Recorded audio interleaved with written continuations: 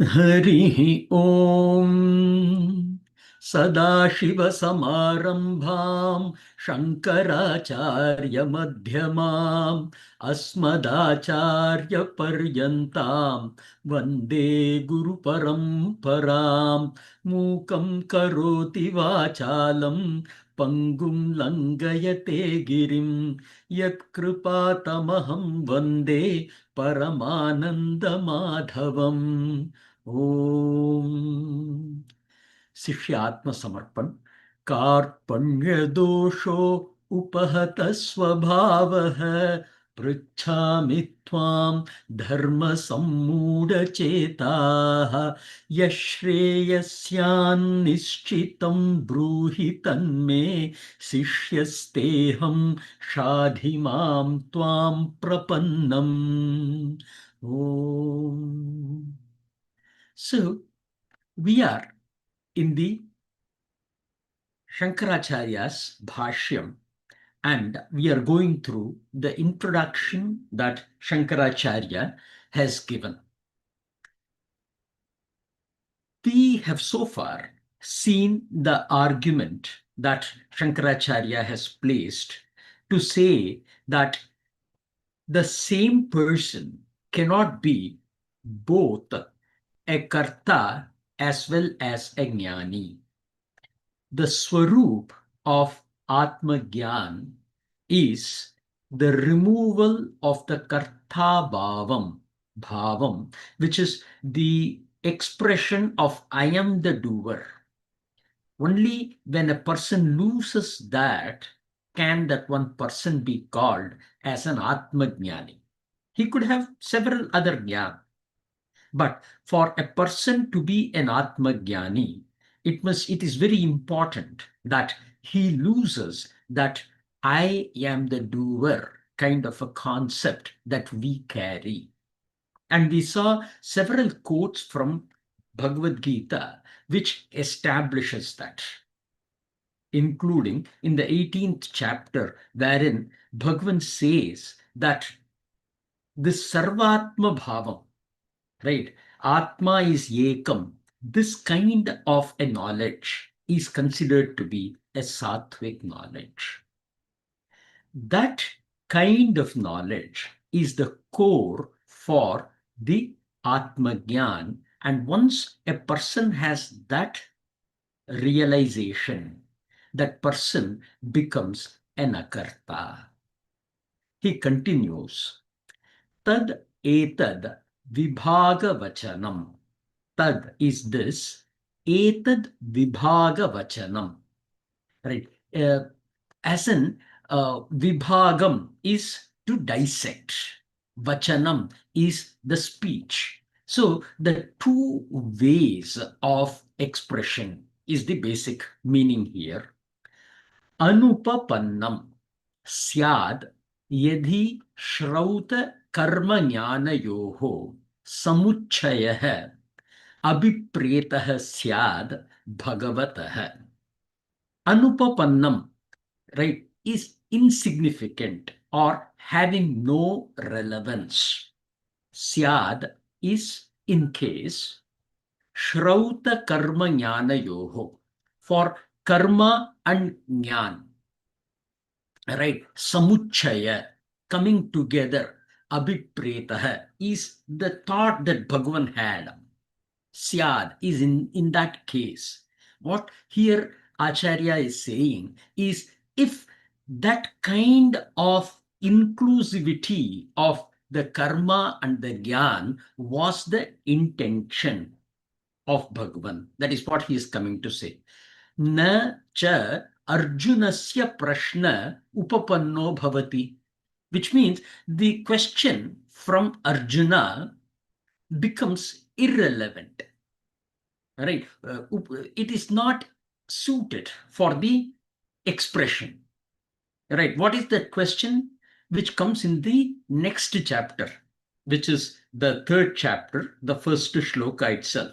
After Bhagavan explains all these things, Arjuna asks the question, Bhagavan, if you were to say that karma as is what jnana is greater than, or the greatness of Gyan is far superior to the greatness of karma, then why is it that you are asking me to pursue this path of karma?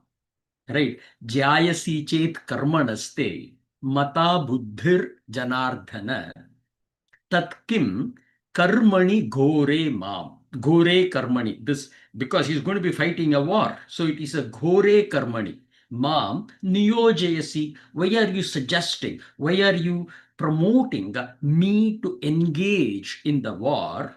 If it is your opinion, that mata comes as an opinion, jayasi chet karmanaha. What buddhihi. So that knowledge is superior to karma. In that instance, why are you asking me this to pursue this? So this question can arise only if they are divided. If they have to be taken together, then this question in itself becomes irrelevant, or it becomes a wrong kind of a question. So I am telling you that, hey, you have to do Gyan as well as karma, right? And now, if in case you are going to come back and ask me, hey, why is it that you are asking me to do Gyan? Why is it that you are asking me to do karma when Gyan is better? That question becomes a kind of a foolish question, a kind of a question which says that you have not understood what I have said, because I have said both are important, which means you have to go and do karma as well. That question of jayasi chet will not happen. Oops, thank you. I forgot to share the screen. Okay. Okay. So, jayasi chet karmanaste ityadi. And these kind of questions, there are several instances wherein the division can be very clearly seen in Bhagwad Gita. And that is what Aachaarya is pointing here.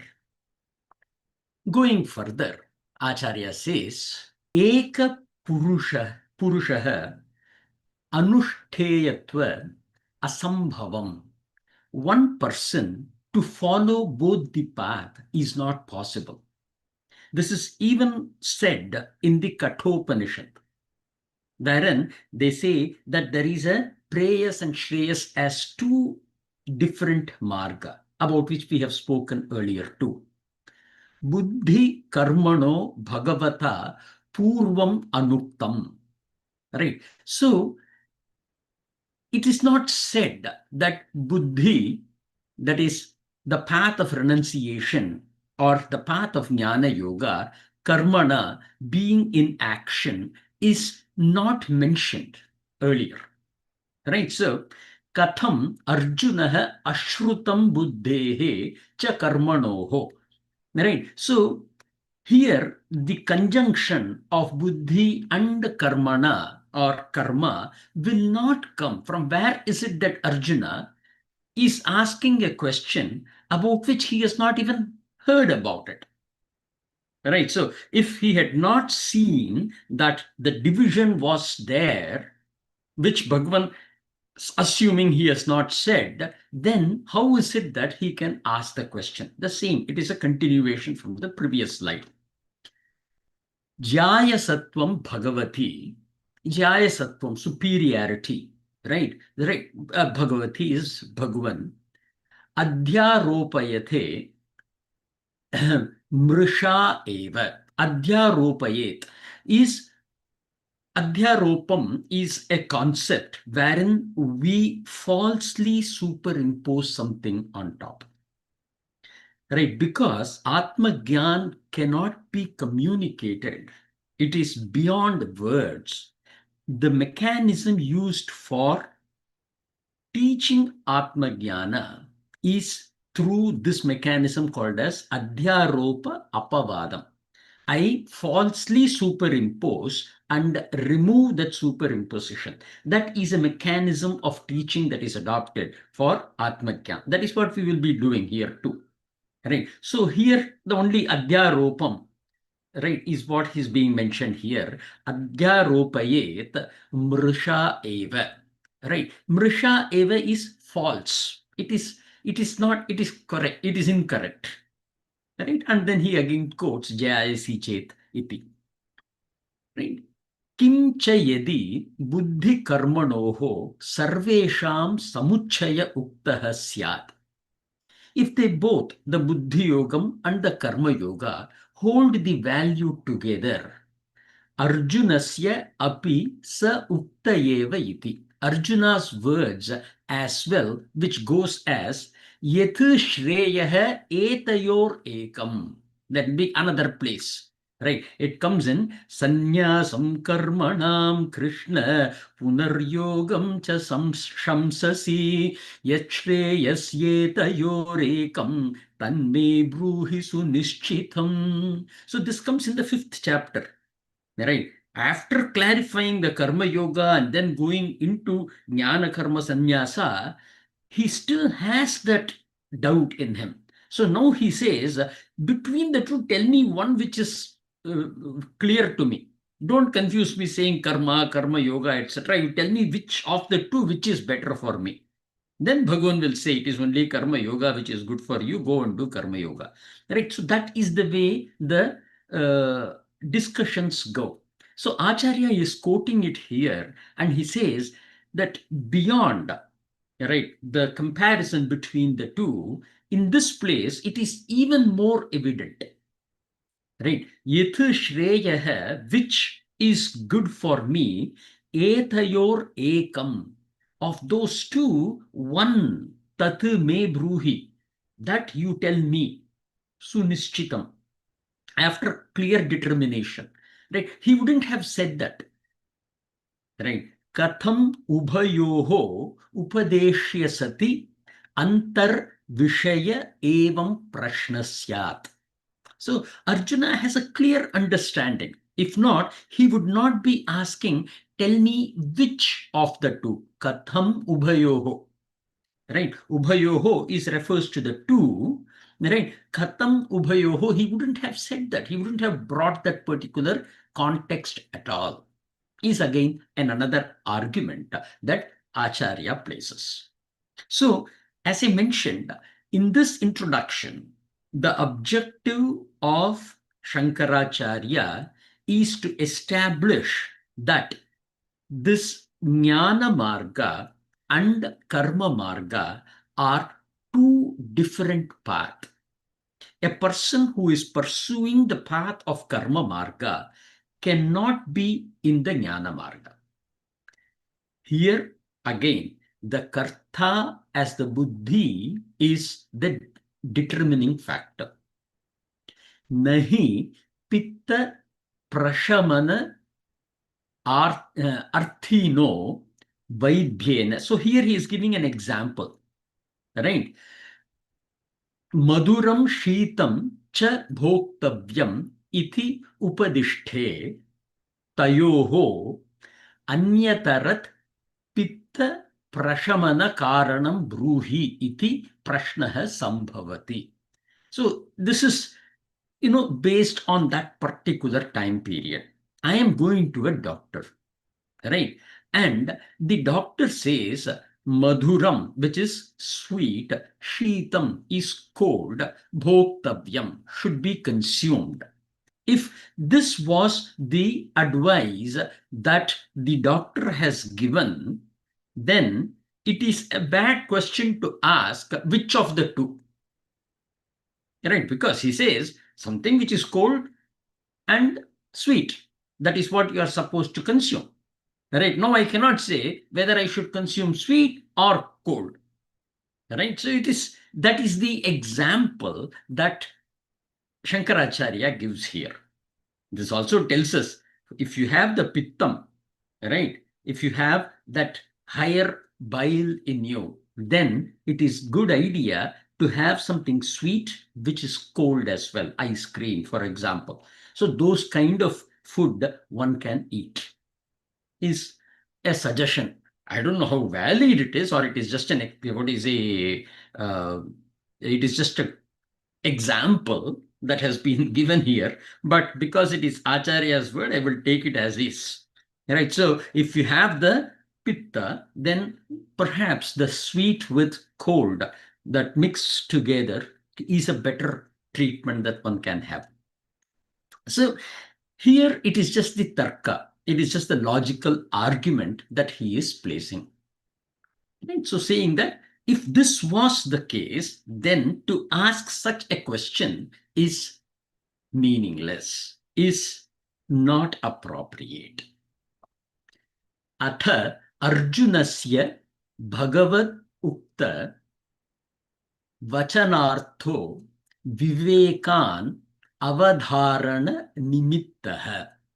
Right? अथ in case Arjunasya, of Arjuna, Bhagavada Ukta, or told by Bhagavan. In case that which was told by Bhagavan to Arjuna, Vachanartho Vivekan Avadharana Nimittaha. Vachanartha, the meaning of Vivekan, the correct interpretation, Avadharana Nimitta, right, is conception being the cause, conception being the cause. That is, was the cause for determining the discriminative understanding of the meanings of word. Prashnaha kalpyete tathapi. Behind the question, if assumed that this was basically told for the purpose of, or it is just as an indicative aspect that Bhagavan has told. Because someone can say, hey, I'm talking to you and I'm just giving it as an example. All right. So like that, if it has been said, Bhagavata Prashnanurupam Prativachanam Deyam.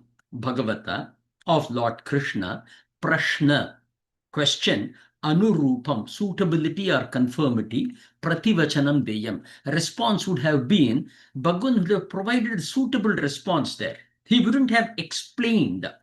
So when Arjuna is asking, of the two, which one should I take? Right? Bhagavata wouldn't have taken the pain of explaining the Karma Yoga in the 3rd chapter, or very definitively pointing him to Karma Yoga. Instead, he would have said, hey, you are wrong. You have misunderstood what I have said. That would have been his response.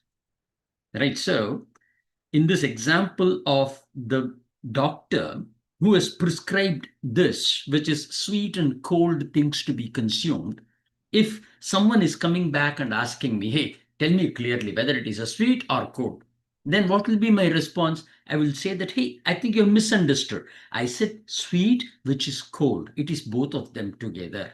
Right? That would have been my explanation. I wouldn't be telling, hey, sweet will do this for you, cold will do this for you. Right? So the explanation also very clearly implies that they are two distinct, is what the argument that Shankaracharya is placing. Right? Maya buddhi karmano samunchaya uktaha. I had told they both should go hand in hand, is the way that he would have responded. Not explained the difference between karma and karma yoga, and how that, that in Brahmarpanam Brahmahavi, which will come in the 4th chapter, which identifies the Brahma Swarupam of everything that is happening. That he wouldn't have done. Right? So here, very clearly, Bhagavan has said they are different, and Arjuna has correctly interpreted that they are different, and he has asked the question, and there the explanation goes. This is suited, whereas to make any other assumption is not suited for this conversation, is the fundamental argument that Bhagavan places in this area. Now, kimartham ittham tvam brantah asi iti. Kimartham, on what basis ittham, in this way, you are perplexed? On what basis are you asking this question would have been his response. Natu punaha prativachanam ananurupam prishtad anyad eva dve nishthe maya prokta iti vaktum uktam. Right. So here when he is responding to Arjuna's question in the 3rd chapter, the way that he starts itself is like this. Lokesmin dvida nishtha pura prokta mayanaga jnana yogena sankhyanam karma yogena yoginam. That is the way Bhagavan starts it. Lokesmin dvividha nishtha pura prokta maya nagha jnana yogena sankhyanam karma yogena yoginam. So that is the way that he says.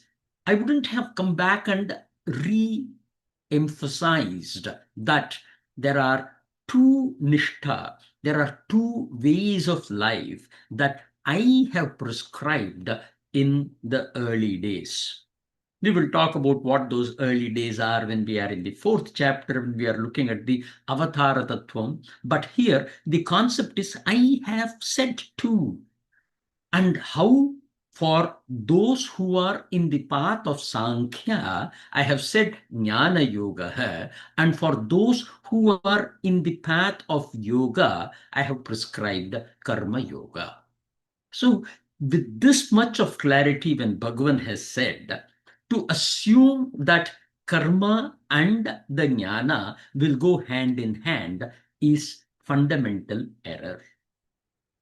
When you read a lot more about Dvaita or Visishta Dvaita concepts, you will understand the importance of this emphasis that Shankaracharya has placed.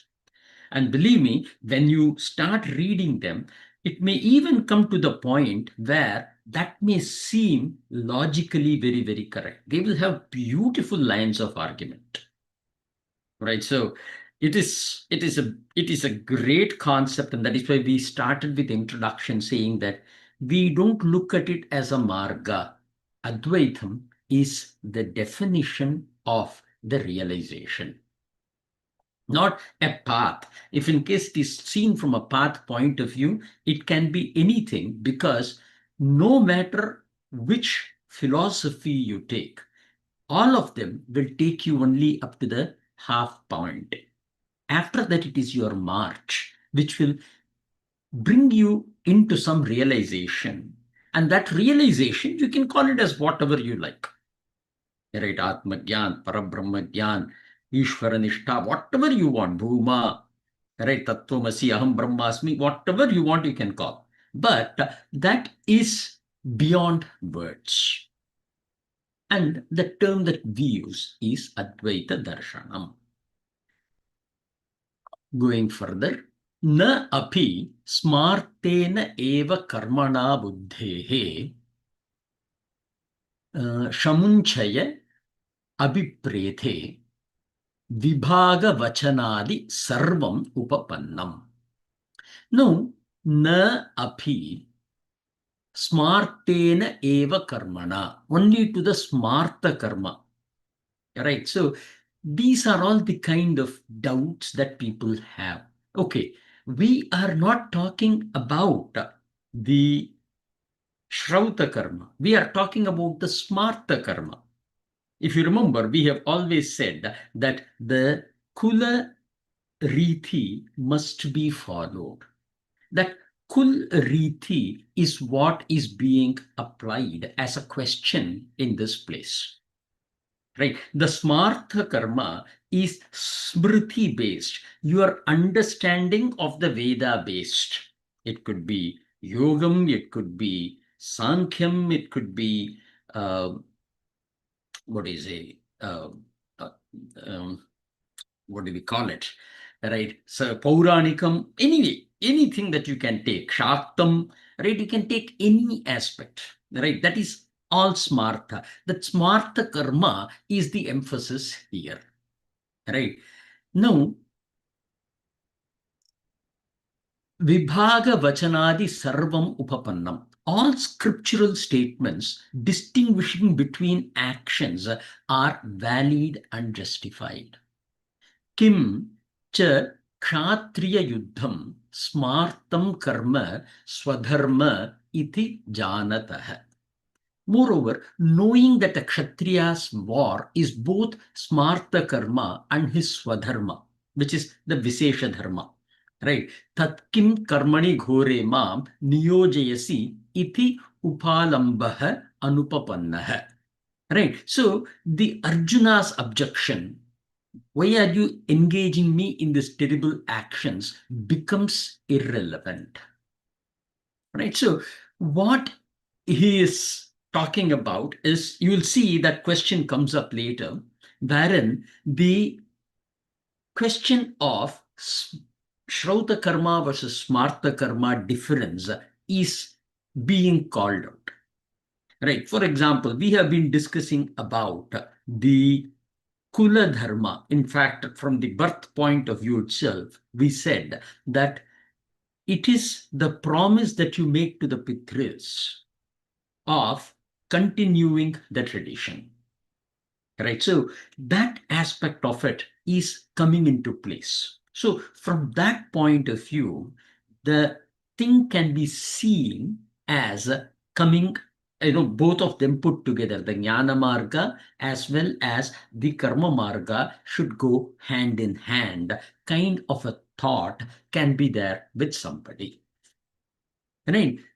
If that was the case as well, why are you engaging me in this terrible action? Right, Tatkim Karmani Ghore Mam Niyojayasi Keshava. Right, so here this question also becomes irrelevant. So if somebody were to argue saying that it is specifically for the Smarta Karma, right, which needs to go together with Gyan, then this question, right, Tatkim Karmani Gore Mam, becomes totally irrelevant. It becomes a wrong question by Arjuna. When there is a wrong question, he should have been guided with the right knowledge, not an explanation of what has been explained. So this is another point of view that is being added here. From our tradition point of view, what we emphasize is, yes, it is our duty to nurture and grow the kul, the lineage, or the, what do we call, the lineage is the best word. To promote that lineage is the promise that we have given to the Pitris.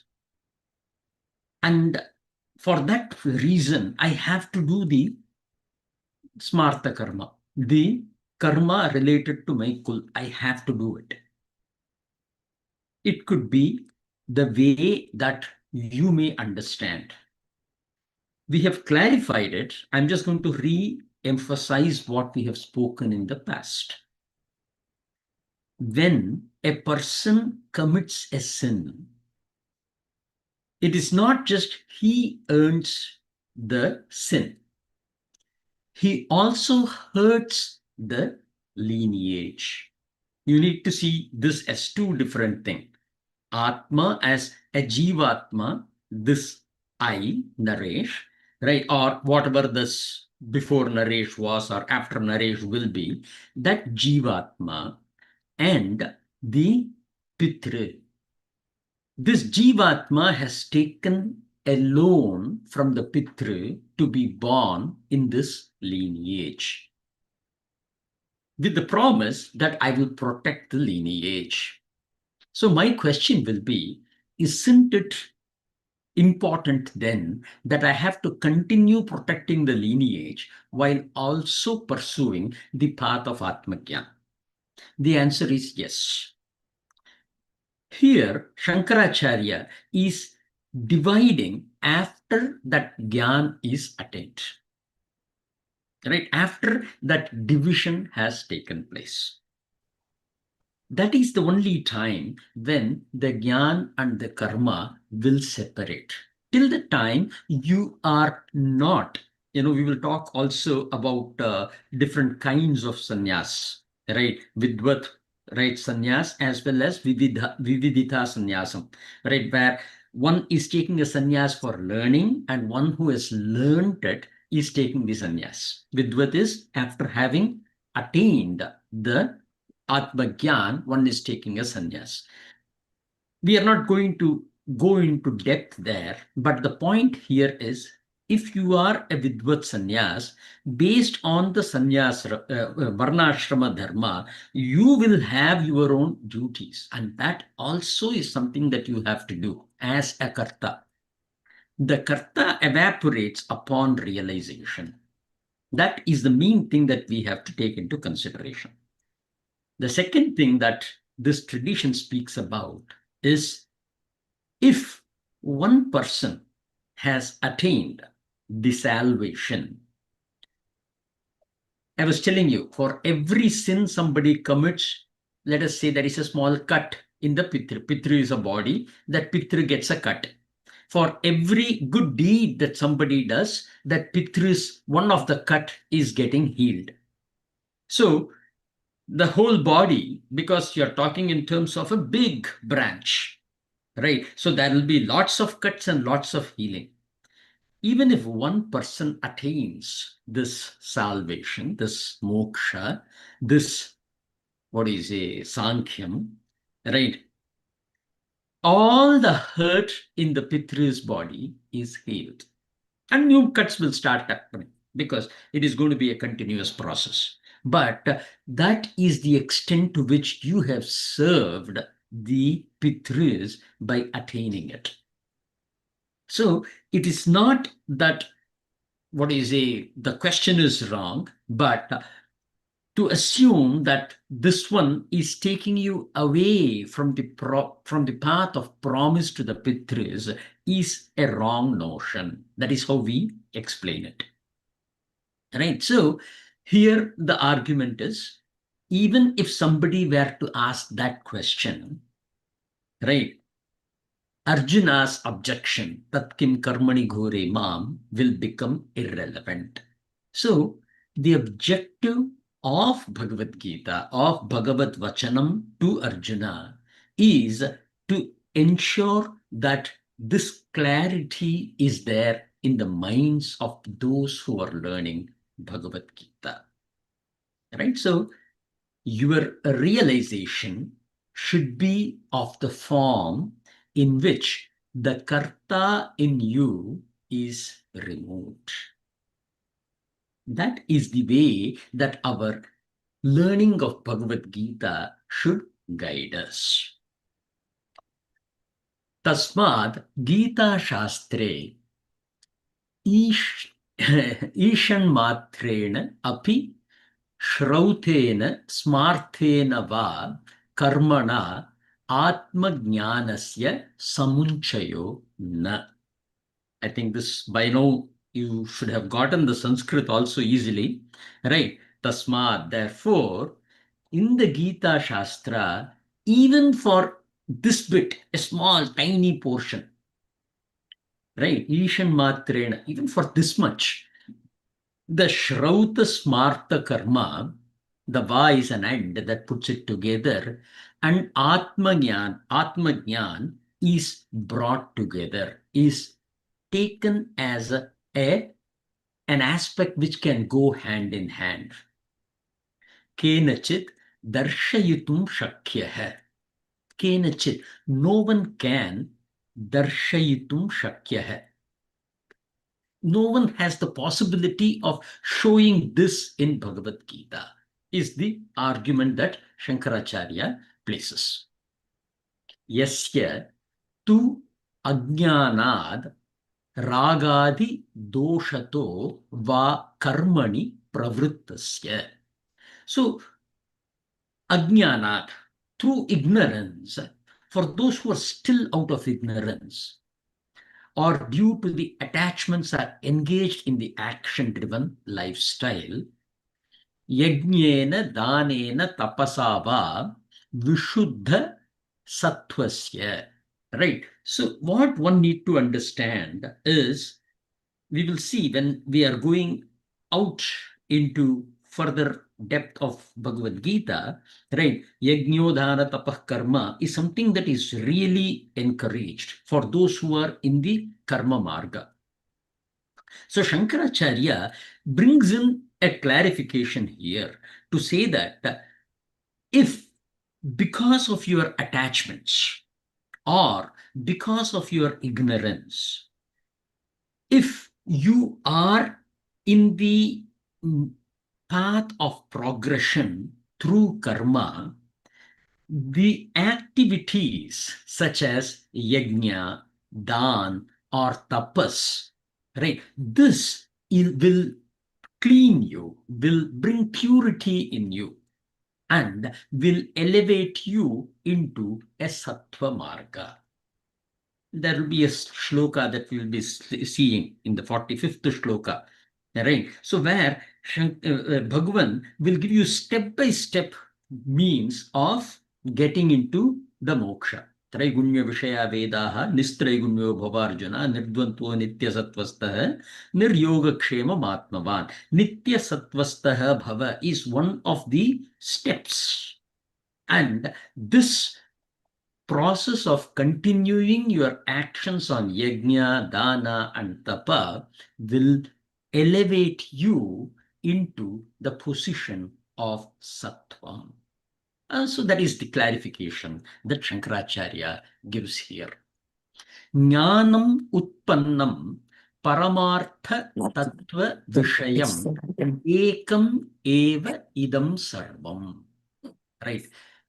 Now, jnanam utpannam, the arising of the knowledge, paramartha tattva vishayam, regarding the highest form of truth, right, which is about the Parabrahman, if you are going to give that as a name, right, or Atma, Paramatma, whatever the name that we attribute to it, right, that Paramartha Tattva Vishayam, Ekam Eva Idam Sarvam, that this entire thing that you are experiencing is one.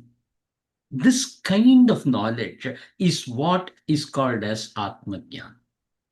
If I see it as you versus I, then I can very safely and boldly declare that you have not gotten the Atma Gyan. A person who has the Atma Gyan will be of this nature only. That is what here the emphasis is. Brahma akartru cha iti. Then the Brahma is actionless. This is also another realization, right? So when we were talking about Atma and Anatma, this Atma will only be an enabler and not the doer of anything. That would be the realization that one gets. Moving on. This is just a small slide that I have put. Again, this is not going to be 100% accurate. It is as detail-oriented as possible. Right. The thing that we are looking at is how Visishtadvaita, which is Ramanuja's school, versus Madhava's school, which is the Dvaita, are looking into it. Remember, Madhavacharya has not written a Bhashyam on Bhagwad Gita, but Ramanuja's, Bhashyam on Bhagwad Gita is available. Right. First, Arjuna's dilemma. Right. Arjuna is confused, but must follow Karma Yoga as a means to purify mind before he can develop true knowledge and bhakti towards Narayana. That is the way that the Visishtadvaitic school will teach. Whereas in the Dvaitic school, the emphasis is Arjuna's doubt is unnecessary. Karma Yoga is mandatory for all beings as an act of devotion to Vishnu. Remember, both Visishtadvaita and Dvaita are very focused on the bhakti. So that is why they put it like this. Now, the role of Karma Yoga. In Visishtadvaita, they say it is a necessary duty that leads to the purity of mind and devotion. It does not have to be renounced, but must be performed selflessly for Sriman Narayana. Okay, so they are very closely associated with Advaita Darshanam. Right, but here they are saying that it need not be renounced because they are assuming renouncing is letting go of. That is the misunderstanding. Otherwise, they both are the same. However, in Dvaita, it is a permanent duty for every soul. Karma must be performed as an offering to Vishnu, which is what is Karma Yoga. It is not a preparation, or it is not just a preparatory aspect. It is an essential part of devotion. So that is how they speak of Karma Yoga. But if you really look into the underlying aspect, all the three are saying exactly the same thing. It is just that the bhavam, the karta bhavam is gone when you attain the Atma Gyan, which is something that is overlooked in the Visishtadvaita and Dvaita, because they stop with the devotion aspect of it. Role of Jnana Yoga. Jnana is necessary, but it must be devotion centric. Right? So, Bhakti Jnanam is what is the emphasis that they give there. Mere knowledge without bhakti does not lead to liberation. In the Dvaita Marg, they say Jnana means realizing Vishnu's supremacy, not self-realization. Jnana alone cannot grant moksha. It is only bhakti which can grant moksha, is the way that the Dvaitic school will argue. Right. Now, the fact is, this is also being done by several schools, right, where in the spirituality, in the philosophy, in the, Advaita Darshanam, and they will have Shankaracharya's pictures and other things also into those schools. The way that they are doing it is they ignore the fact that of the number of compositions on bhakti, Shankaracharya supersedes both Ramanuja and Madhava, in fact, combined. Those many things has been written by Shankaracharya. Shankaracharya has never said bhakti should be let go. That spiritual growth is different from bhakti. In fact, he emphasizes that this bhakti will become an ananya bhakti for those who are in the realized soul, for those who are realized souls. It will become Ananya Bhakti. There is no division between what I want, to whom I'm praying, and me. Everything becomes one. That is the way that the expression goes there. Bhakti is emphasized in all the three, but the aspect of I am a bhakt will be lost once you have the realization about the Atma. Now, the relationship between karma and jnana. Karma and jnana complement each other. One must continue performing duties with devotion even after gaining knowledge. Karma is not inferior to jnana. And I think the same thing is told everywhere. But the karta doing the karma is considered the inferior aspect in the Advaitam. Ultimate path to moksha. Bhakti to Narayana is the final step. Knowledge is important, but one remains distinct from Narayana even after moksha. The same thing is in the Dvaita Marga also. Right, where they look at Narayana as an entity, and something that this Lord Narayana gives us is the moksha. Right, that is the way that they are looking at it. And for this, bhakti is the means. Bhakti cannot be ignored.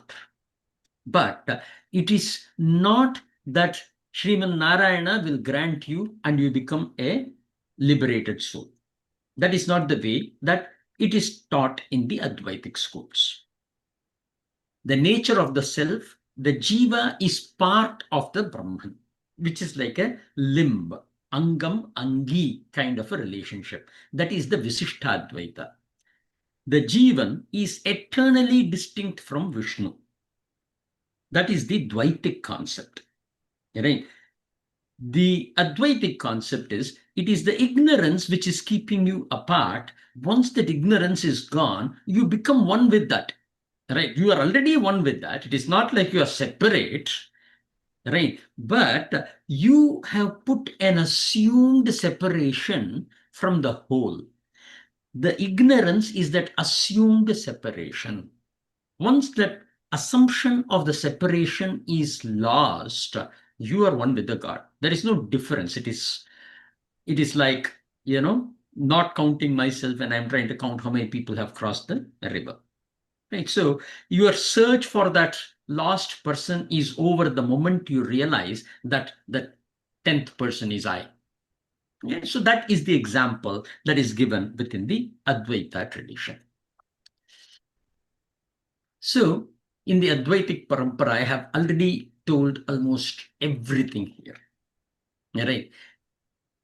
The thing is Arjuna's dilemma. Right? Arjuna misunderstood Krishna's teaching. Right? He puts the jnana ultimately superior, but karma is necessary for all. The distinction between the pravritti and the nivritti marga is established, and not as a choice between karma and gyan. Gyan removes the karta bhavam, something that we have spoken over and over again. Then again, in the role of karma, there is again the misrepresentation is there. Karma must be renounced upon attaining the gyan is the wrong understanding of Advaita Darshanam by those who do not follow, for those who have not understood what is the concept. And we have spoken a lot about it. The role of Jnana Yoga is again, right, there are confusions. A flower blossoms by itself. All the efforts we put are to enable the flower to blossom. Jnana is taken as acquired, not that which enables the blossoming of the flower. That difference must be understood. Right? As I said, Gyan only takes you 50%, and the other 50% is something that you have to pursue yourself. Yes. Right? So this is the again ultimate path to moksha. There is a incorrect representation. Right? So like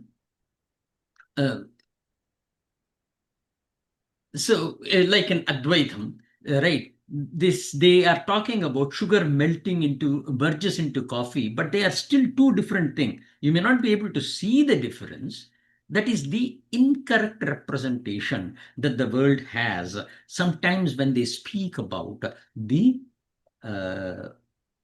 when they talk about the Advaita Darshanam. They can even give the quote from Upanishad.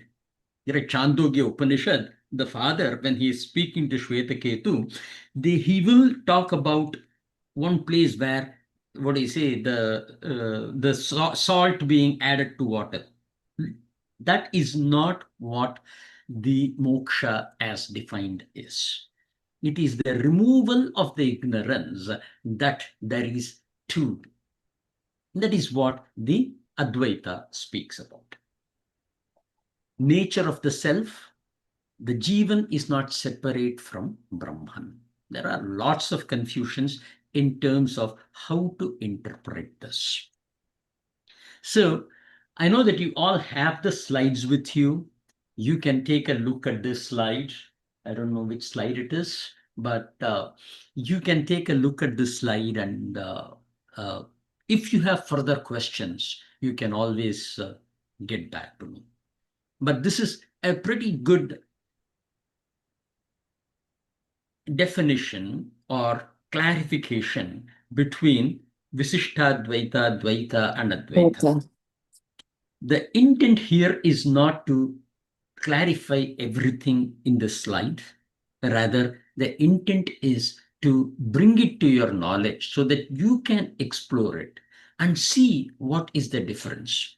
Maybe you will be talking to someone in some satsang and they are going to ask the question and you are going to get back and say that, hey, I was not able to get this one. This is a nice question. Or this is what is the answer that I gave. Is this correct? Kind of a, we can have a lot of dialogues which can help us in our path to realization.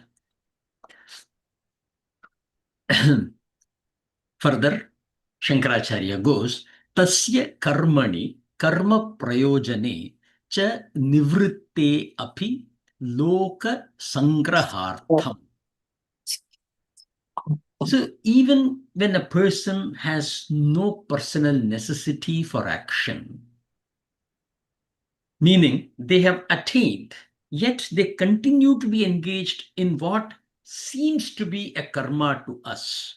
And they do that for loka sangrahartham. We will talk about it when we are into the Karma Yoga. Right, so it is part of Bhagwad Gita teaching. Yatna purvam yatha pravrittah tatha eva karmani pravrittasya. No, just as a person was previously engaged in action with effort, they continue to act in the same way even after their purpose is completed. Yat pravritti rupam drishyate na tat karmayena buddhehe samunchaya syat. Even though action appears to be happening, it is not truly a karma that which binds you, because it does not cause the intellect to accumulate a bondage into that particular karma. That I am doing it, that I should get the fall of it. Right? So that is why that shloka, karmanyevadhikaraste, is a very important shloka. Right? I cannot be an akarmi. I cannot become the cause of the action. And the only right I have is to perform karma. All those three are addressed in that shloka. So there again, we will be looking into these kind of arguments. Yatha bhagavato vasudevasya kshatra karma cheshtita na jnanena samuchiyate purushartha siddhaye. Right.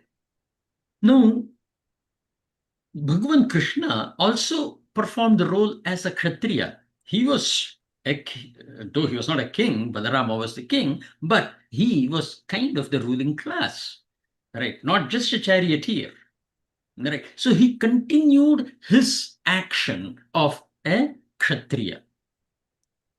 His actions were not abandoned. They were still performed for the fulfillment of the Purushartha, of the human goals. And Bhagavan himself will say that there is nothing that I gain by doing all these things, right? But yet I do it for the purpose of Loka Sangraham. Tadyat phala abhisandhya ahankara abhavasya tulyatvad vidushaha. Right? So a wise person, because he has let go of that particular ahankar, that ego, that I, right?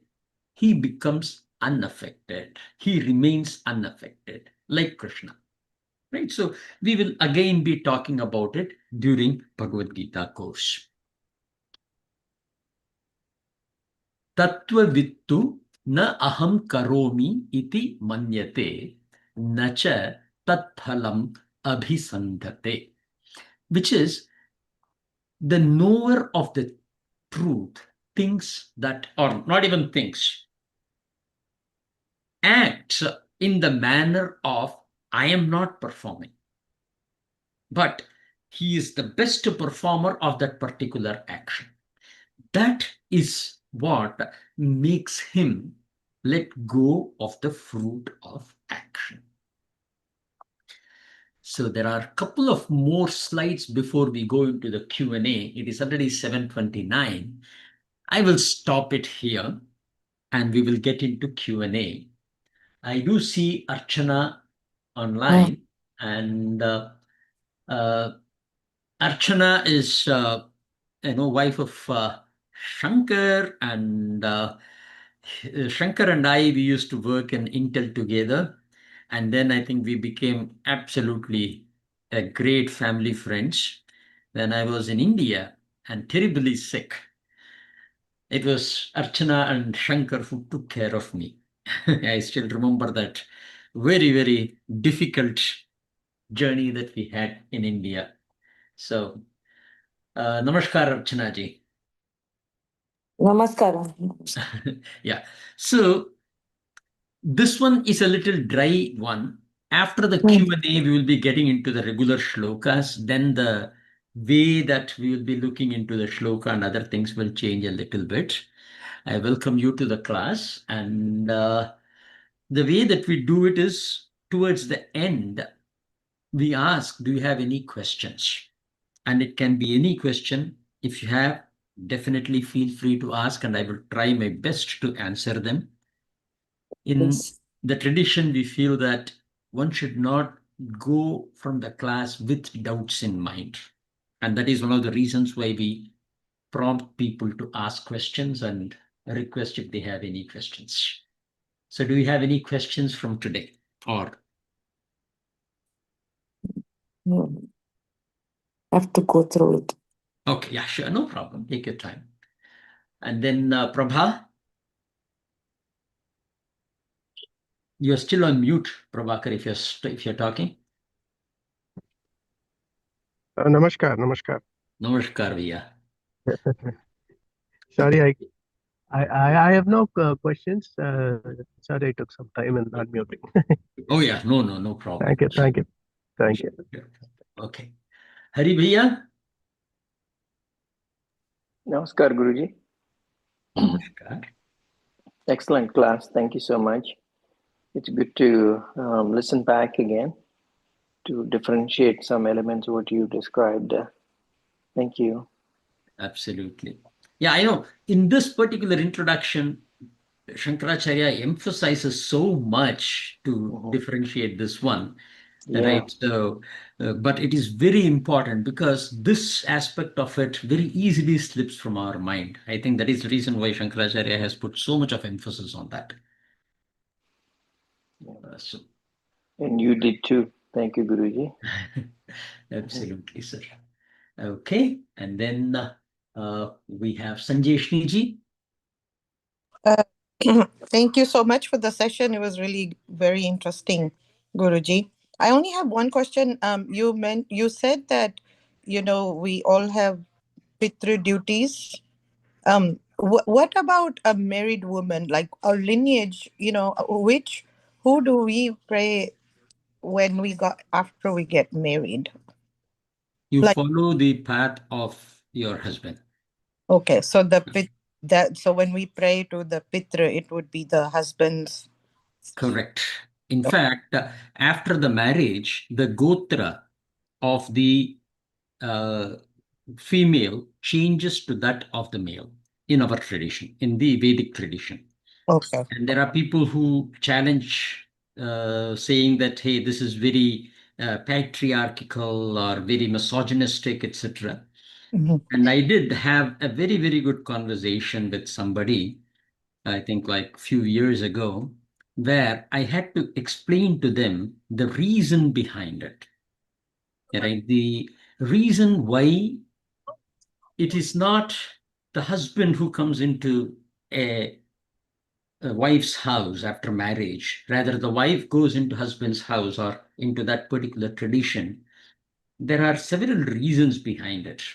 In tradition, we say that this whole lineage or this entire Sanatana Dharma is something related to that of a tree. The role that the female play is of that of a leaf, and the role played by male is of that of a stem. It is important for the stem to hold the leaf to the tree together. So that is an important role, no doubts about it. But it is the leaf which nurtures, which brings beauty to the tree as a whole. That is number one. Number two is women by nature are more dominating in terms of their kshetra. The male by nature are one who are kind of carefree, who are not really very, disciplined in terms of continuing uh, their traditional values, taking it into the children, or bringing a beautification into the home, etc.